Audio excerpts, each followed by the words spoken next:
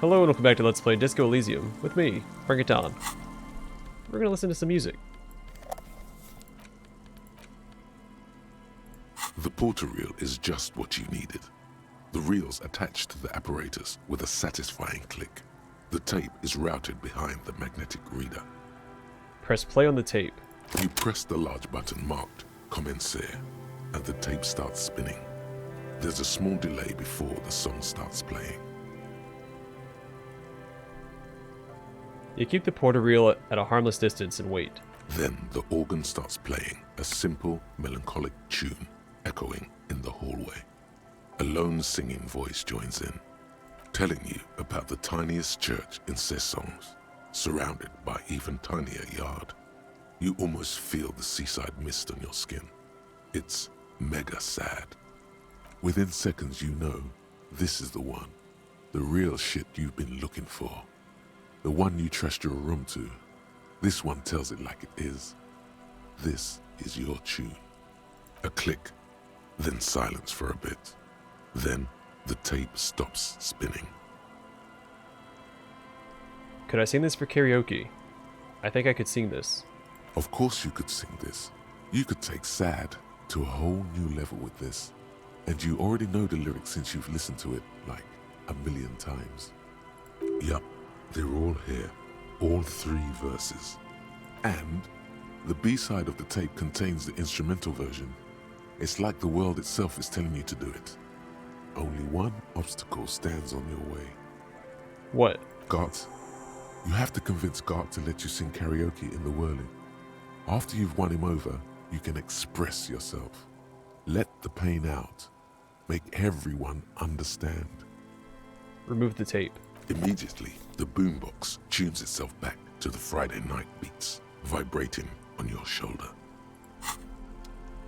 Alright, then let's go talk to Gart.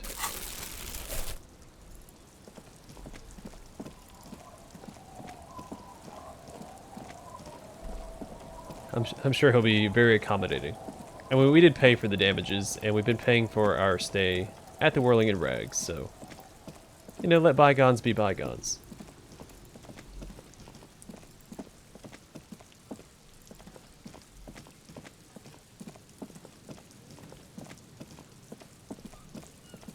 I don't think we can do it till 9 p.m. anyway, but we still need to convince him to let us do it at 9 p.m.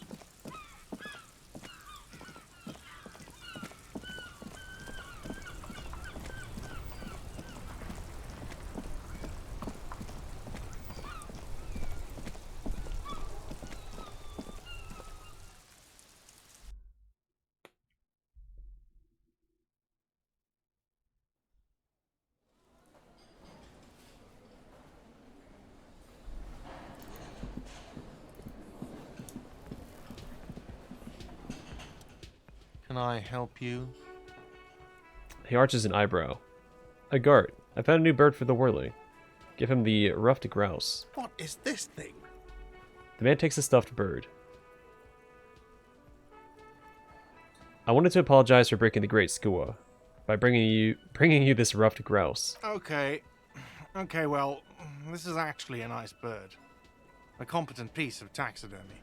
He inspects the bird, somewhat suspiciously, then mellows. I can fix it to the plaque and have a new bird in the establishment, I guess. So, I don't know. Thank you. I'm gonna go with thank you. He hesitates. Gart, I need to sing karaoke now. No, you don't. It's not happening. Why do you even have the PA system if no one's going to use it? It's for no one. It's a prop. I'm not letting anyone use it after the great karaoke catastrophe of 44. He begins confidently, but then stumbles on his own words. What happened in 44? A lot of people got killed because some arsehole wanted to sing karaoke. When was the last time you had a band play here? It's not for bands, it's for clients. Some clients, okay? Not you. I'm a real client. I've paid my bills, and I have the right to use the karaoke machine. Ha! Well, we don't have any tapes. They all got stolen. He comes up with a counter-argument. It's alright. I have my own song with me. Give him the tape for Smallest Church in St. Sains. The man in the vest and the violet shirt stares at the tape you've just given him. He begins to frown. Hard. Fine, fine. Climb on that stage and do your thing. Just get out of my hair. I'll plug it in for you. Damn this karaoke machine. He shakes the tape at you. I'm having it uninstalled, he mumbles to himself. Oh yeah, time to do the damage. Alright, so I don't know... What check... I don't know if I'll be able to, like, get out of the karaoke to change my clothes if I have to. I don't know what checks it's going to take. Probably motorics of some kind. We'll see. The stage is all set up for your performance. Feels silent. You can hear the pellets creak under your feet. You feel a little dizzy, a little unsteady suddenly. So, are you ready for your thing now? Let me know when I should turn on the karaoke carousel. Put your lips against the microphone. Test it. Immediately, a loud feedback noise startles the room. You feel like an amateur. How are you supposed to hold the mic? Should you just sing into it? Where should you stand? Look around the room first. There are some people out there, but mostly a post-meridian slumber has fallen on the premise. Not super lively. It would be wiser to perform in the evening, no? But the choice is yours. Yeah, we'll wait until 9 p.m. to do that. So I assume we'll get a bonus to it. And let's see, for drama, do we have...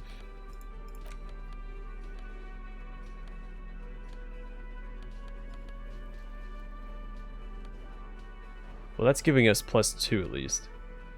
This is -1, so we need to get rid of those. But we can do that later. And +1 to drama. Okay. Alright, I think we'll be fine.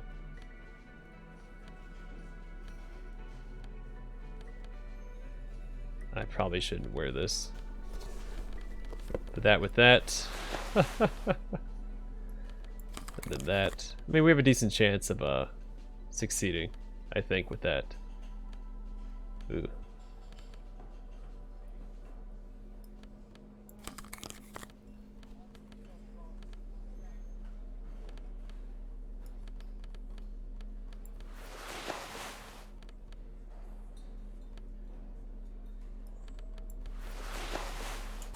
Yeah, we're gonna be in for a treat. Or I guess the audience will be.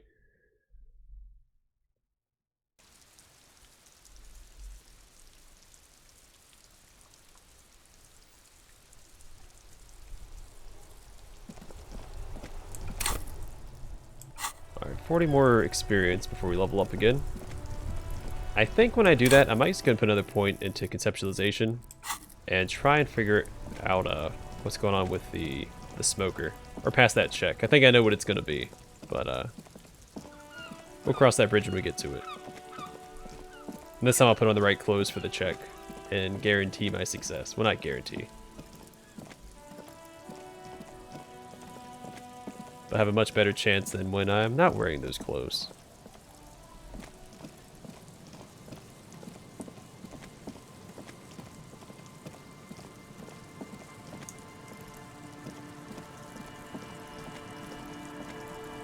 What is this?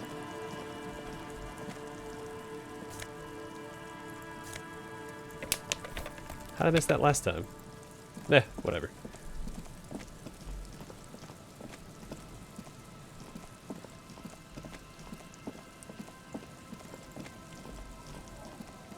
Alright, so we still have more stuff to check out. I do feel like I'm running out of things to do to waste time until Kim gets back, which is a little concerning.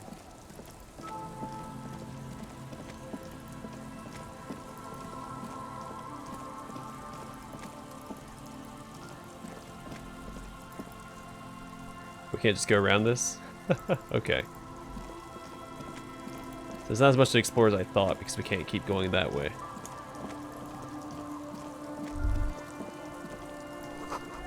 Little black swallow circles above you. You hear it chirrup.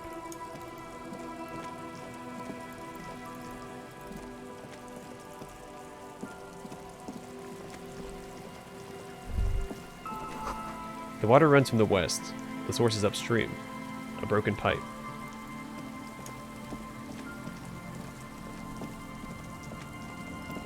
Oh, let's go here first.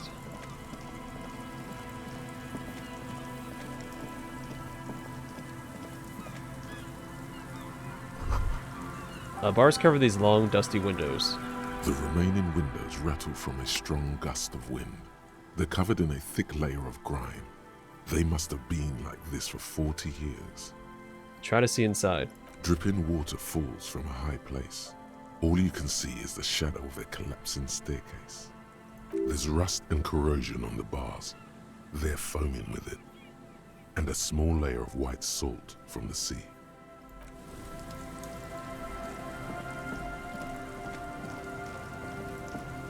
So we've been back here. This is where that dead body's at. Is there anything I can do with this? I can grab it. Filthy jacket. Wonder what it has to do with that dead body over there. This filthy rag has been at the mercy of the elements for quite some time. It's streaked with seagull feces and abnormally stiff from God knows what natural processes. You can't even tell what brand it is. As you hold it in your hands, it makes an uncomfortable crunching sound. Man, how did this jacket get so disgusting? It's a sordid, filthy tale, not for the weak. Are you sure you can stomach it? Yeah, think about it. It occurs to you that you're not even holding the jacket itself, but rather the thick crust of jetsam and seagull shit that ensconces it. It almost sounds like the sound is skipping. It smells like a dead sea creature, tangled in grey strands of seaweed. It must have spent quite some time in the water before the tide deposited it ashore.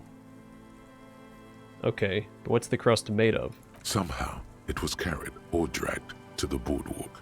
If not by human hands, then perhaps the feral dogs that prowl the beaches at night. The faint impressions of many footprints are also present, though it's impossible to tell what kind or how many. Suffice to say, the jacket spent some time on the ground before someone draped it over the railing. What happened once someone put it on the railing? The crust is hard. This jacket spent at least a day baking in the sun. Who knows what happened to it then? Somewhere, high above the city, a pair of seagulls trace loops through the air. They are like the bombardiers of the aerostatic brigades, gliding above a target-rich environment. All of a sudden, the bomb bay doors open, and their white glittering payload rushes to the ground. Splat, an explosion of white on a man's shoe. A curse goes up, but the birds do not hear. Why did I just spend all this time thinking about seagull crap? It's too late. You've already thought about it, and now your hands are covered in muck. Ew. Flick your hands. Now you're just flicking that shit everywhere. This is a disaster. You'll never get the smell out. Okay, what was the point of that? Alright.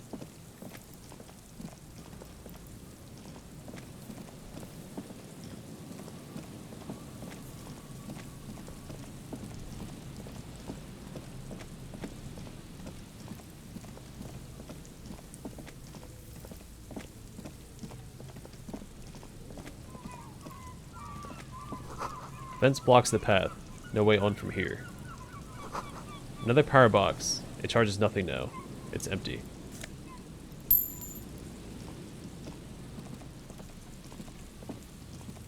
You see a once bright mural towering above you.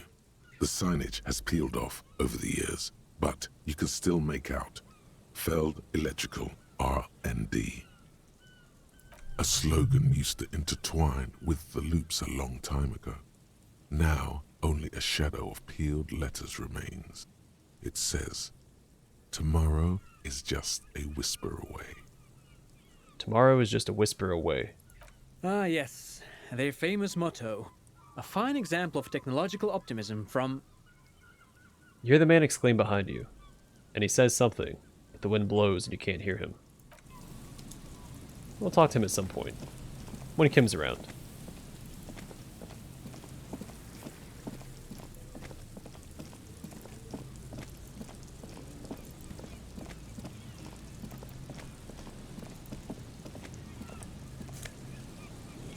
Oversized superstar sunglasses.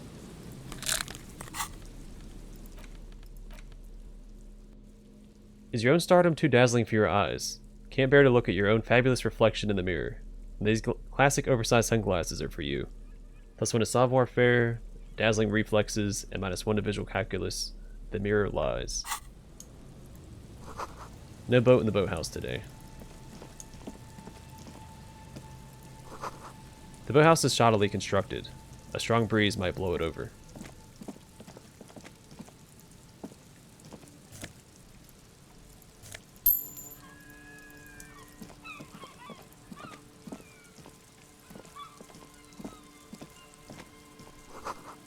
Ancient paint is peeling off the roof of this shaded bench, covered in rust. The sign says, Entree Interrogate. An old ticket taker booth, no longer in operation. People paid money to park here. No one would pay now. Well, I see a carve there. Maybe that's not the case.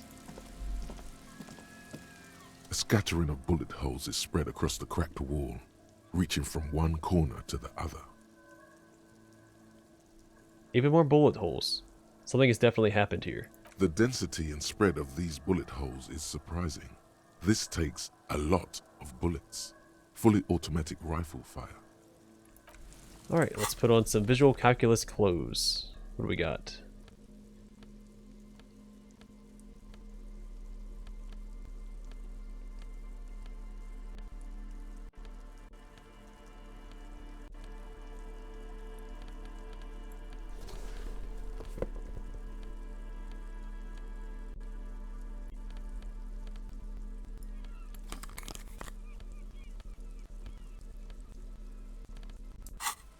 Alright, hopefully that's enough. A scattering of bullet holes is spread across the cracked wall, reaching from one corner to the other.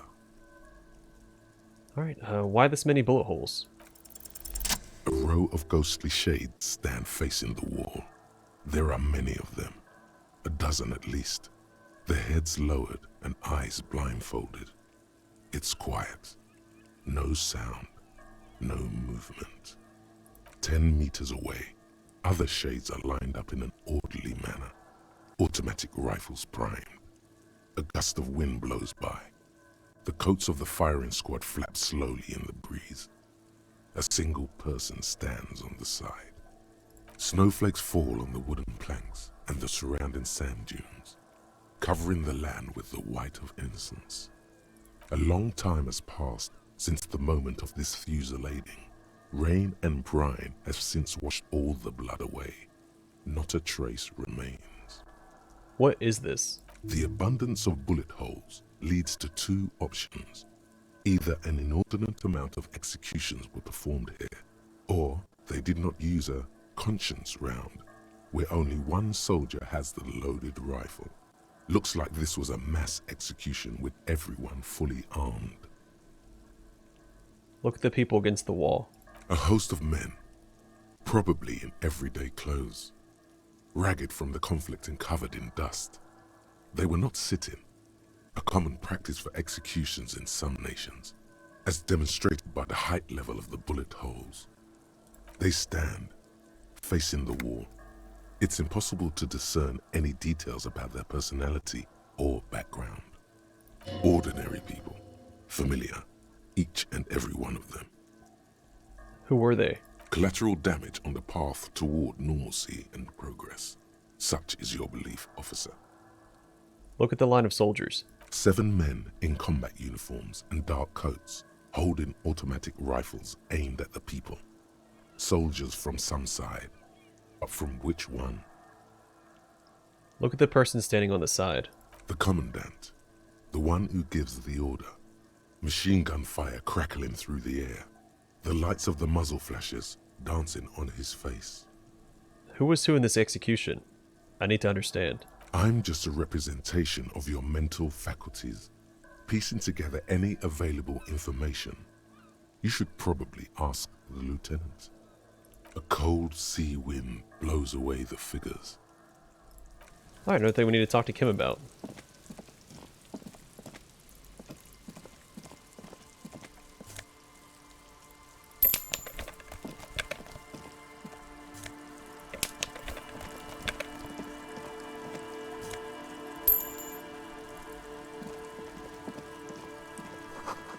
The door's not only barred shut, it is inaccessible.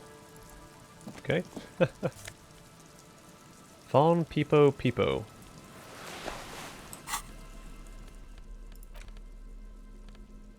Plus 2 to logic, ultimate peak focus, -1 perception, eyes on the road. The small wire framing inside this futuristic looking Fawn Peepo hat, or Pipo hat, gives it the aerodynamic shape of a swoop skier's helmet, but none of its protective qualities. Covers the wearer's ears and eyebrows to bring down the drag coefficient.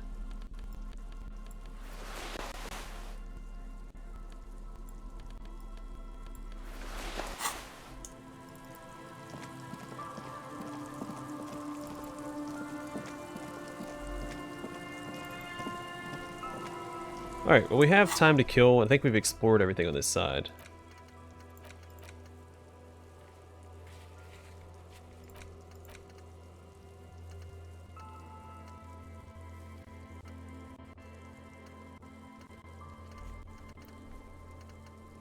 Well, I guess we can start talking to people. Maybe talk to the guy that was next to that sign talking about the architecture and see if he has anything to say. So he might not be super relevant to the case. And he's trying to make small talk, it sounded like, so. The section of the coast hasn't been used in decades. There's stuff over here. Tiny cages carefully constructed. Oh, this must be the cryptozoologist. These soggy logs smell of ignition fluid. They still won't light up. That patch of reeds over there, it's a great place to hide something. Kind of out of the way, being so close to the water. Wait, I can't see anything interesting. You don't have a reason to. Yet. What is this about? Nothing. Just a hunch.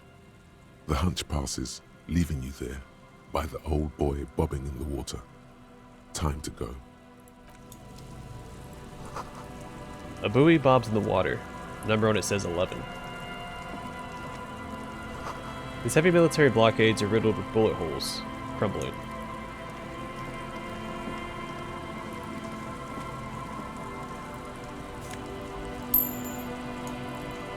We're sending some decent money. Almost enough to pay for our room for the night.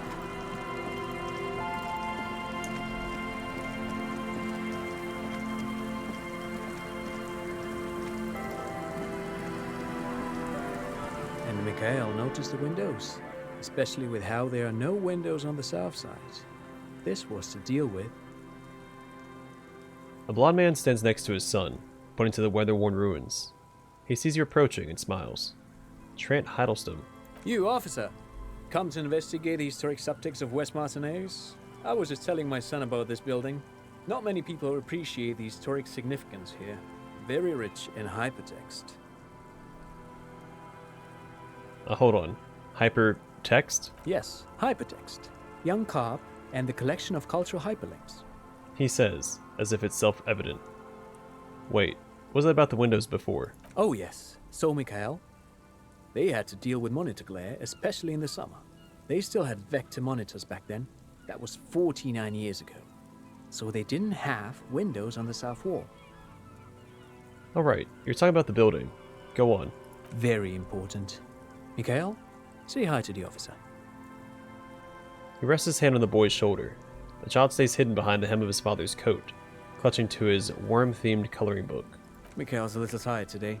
We spent all night trying to run Orbis on his radio computer. Have you heard of it? It's a programming language used in Grad. Quite tricky, but he wanted to play this Grad-made adventure program. We've been getting really into Worms lately. Or Worms, I guess. The man speaks in the artificial cadence of a professor, or someone who's been on too many radio shows. But I assume you're not here for giant worms when there are so many real things to see. Just as I was telling Mikhail before, this is where the Coalition landed in '08. We could be standing on what is the most interesting landmark in Revachol West. He points to the building again. This man is your half-brother. You feel it. But why? Well, get a load of this guy. He really enjoys his trivia. The Orbis programming language was named after its inventor, Victor Orbis, a cybernetician from Grad. They run Vox in the Occidental countries. What's so fascinating about an empty old building? Aha! But it's not just any empty old building. He raises his hand to his eyes to shield himself from the freezing snow. All three of you turn to admire the mural before you. What not a lot of people know is this used to be the R&D department of Felt Electrical. And Felt, which now sells ink cartridges mostly, was once a top dog in the turn-of-the-century cybernetics boom. Hold on. What's R&D? Look at the building looming over you. It looks old and weathered, with seagulls picking apart its stone and metal carcass. Bushy undergrowth has taken hold of the collapsed rooftop. Some kind of bird has set up a nest on a broken windowsill. Wait, what's an R&D department? Apologies, it's an acronym for research and development. They don't use it anymore. He smiles brightly, laugh lines around his eyes. You're probably more familiar with RTD, Research and Technological Development. Mea culpa. You are not familiar with that one either. This man is a bookhead. I don't think I've ever heard of this Feld Electrical. That's not surprising. Only a vestigial ink cartridge and ferrotape manufacturer remains. He adjusts his suit jacket. They started out as a midway electronics outfit in Königstein 2 centuries ago. After an aggressive move to Revachol, Feld became a global player in the emerging personal electronics market of the pre-revolutionary era. Still, Tricentennial was beating them in business machines. But Feld had an ace up their sleeve, or should I say they were developing an ace up their sleeve. I'm mixing my metaphors here. He gestures toward the building, and then he grins. What was that ace? It was here in Martinez, possibly in this very building, that they developed prototypes for a tape computer. He pauses for effect. A tape computer. An elegant folding mechanism of rollers and ferrotape ribbons, portable enough to be a take-it-home solution. Revolutionizing business machines, possibly even bring them to the average consumer. Which is a feat of engineering even today's giants, Rehm, ICN and ZAM, haven't achieved yet. He grins, admiring the sentence he just produced. What happened? Indeed. What? The revolution! The boy wipes his nose on his sleeve. Unfortunately, their moonshot project never made it to the market. Feld's move to Revachol backfired. The revolutionary government liquefied their assets and expropriated those very advanced prototypes. Possibly from this very building, or one of the adjacent ruins. He nods, then he pauses, pointing to the other building, then continues. All of this was built by Feld, even the boardwalk. Wild Pines built Martinez proper as a resort for their middle management. Feld built this side of town for R&D. You're saying that Feld Electrical built this boardwalk? Look under your feet. Yes, they even built a pleasure wheel, but that got destroyed in the war. A wheel! The kid looks wistfully at the horizon, as if picturing gondolas rising to the sky. Yes, to lure in their star engineers. This part of Martinez was nothing but reeds before Feld arrived. They had to make the prospect of living here attractive. It was supposed to become a global center for innovation in cybernetics. But history had other plans. What happened to the engineers, the company people? Oh, I'm afraid it didn't end well for the boys. But this story is a bit too dark for little Mikhail here. Now, if you were to ask about tape computers... He smiles again, as if he's somehow personally responsible for this bleak turn of events. Wait, is he saying that we should just bypass the excesses of the revolution? Yeah, tape computers. Right. It's his kid. I don't need to do that. Tape computers. He nods, when tousling his suit jacket. What did the revolutionaries do with those advanced tape computers? They used them for military communications, but also to write and send out press releases, the most notorious example being Le Décret de Mars. He says, while his son looks up, idly chewing on the corner of his themed coloring book. What was that? What's the Mars Decree? I mean the radio transmission sent out to news agencies and world governments by the newly created commune of Revachol on the 7th of March in the year 02. A short-lived legislative foundation for a short-lived utopia. It's a beautiful piece of text, actually. A singer-songwriter I know, Charette, called it a love poem to Revachol on her political concept album, Bon Baiser dans le Lind. You should read it. Every local library in Revachol stocks a copy of the decree. I tried to get Mikhail to memorize it. Tried to. Someone was much too interested in worms to be paying any attention. He looks at his son, who starts giggling, his face hidden behind the book. The kid takes a peek at the green and silver worm on the cover of the book, already forgetting about this part of the discussion. How did those tape computers work? Did they work like radio computers? Actually, no one knows. No one even knows what a computer made entirely of tape would look like. But word has it, they were very elegant, exquisite, alien-looking turn-of-the-century hardware. He raises his finger, remembering something. Buckle up.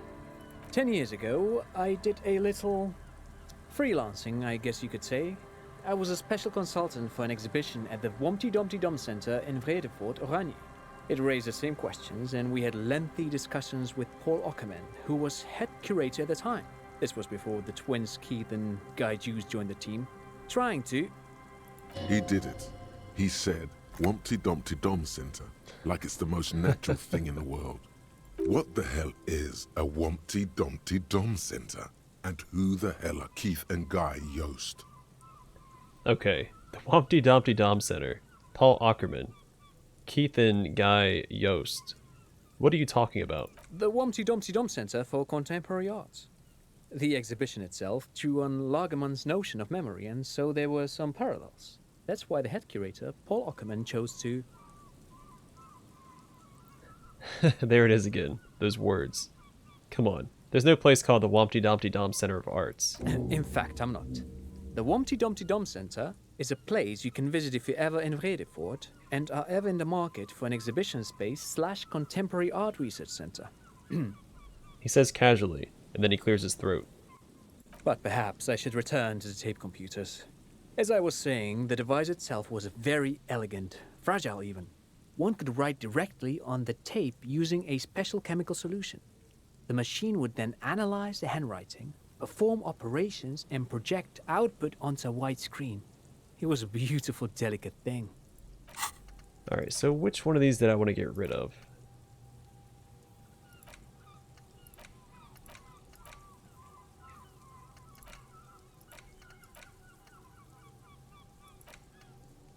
I think it was this one.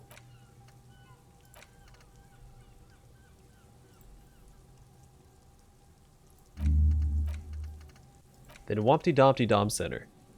It's Wednesday evening, and something heinously exciting is underway. People have gathered beneath the billowing roof of an oddly shaped trophy building, sipping wine and exchanging opinions. 29-year-old Wunder twins, Guy and Keith Yost, are the stars of the show, with their bomber jackets and white sneakers, head curators of this art exhibition. It's the Wumpty Dumpty Dommiest event of the year, and all the cool kids have RSVP'd, or RSPV'd. Where are you, if you are not there? Only 42 minutes. Made of black film and folding tape structures. Yeah, the RCM should get some of those. Even one would be very useful. Though I understand the socio-economic causes of the revolution, it pains me to imagine the revolutionaries setting fire to the precious device. But so they did. The Feld playback experiment vanished into the fires of 07. Wait, the Feld playback experiment. Yes, the official name of the prototype. Some sources report it as the Feld playback experience, but those are incorrect. Why did the revolutionaries destroy it? Who knows? Maybe it was an accident, or maybe they didn't want the technology to end up in the wrong hands. Either way, they're all gone now. All 3 versions of the prototype. Nothing but debris and ashes remain inside that building. He takes a step back. The boardwalk creaks mournfully in the wind. I want to ask you something else. But of course, what else? Great. Thank you for all the interesting information. Oh, he smiles and ruffles his kid's head. No, thanks to you for having me and little Mikael here to pick your brain. A very interesting conversation indeed. Pick your brain? If anything, this was rather one-sided. He did the talking. Whatever. Alright, so there was a church over here that I'm interested in going inside of. But we'll save that for next episode. Again, we're just killing time until 9 p.m. Go back, sing karaoke, and then probably just call it a night, honestly. So Kim can come back in the morning. We can properly talk to these people. Oh, church. Where's the church at? Oh, it's right here. Did I go behind the church? Let me check real fast.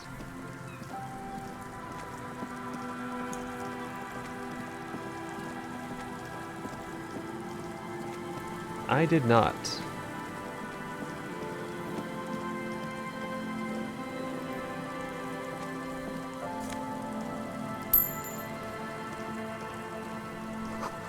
These rusty gears used to turn the whole machine. The chain trails off into the ocean, who knows where. This barrel has been recently discarded. It smells of fuel oil. Well, let's finish exploring up here real fast.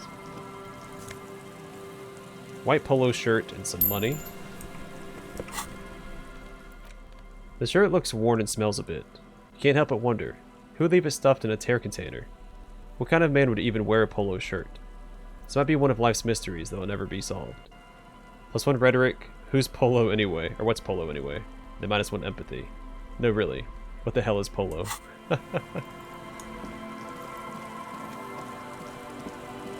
Alright, you know what? No. I'm not going to keep exploring this yet. We are going to call it here. Next episode, we'll check out this door. I think this is one of those, like, harbor chains, like Constantinople had. It didn't help them against the Ottomans one bit. And then we'll go this way, explore up here, and go check out the church. All in our quest to waste time until Kim returns. Either way, thanks for watching. I hope to see you guys in the next one.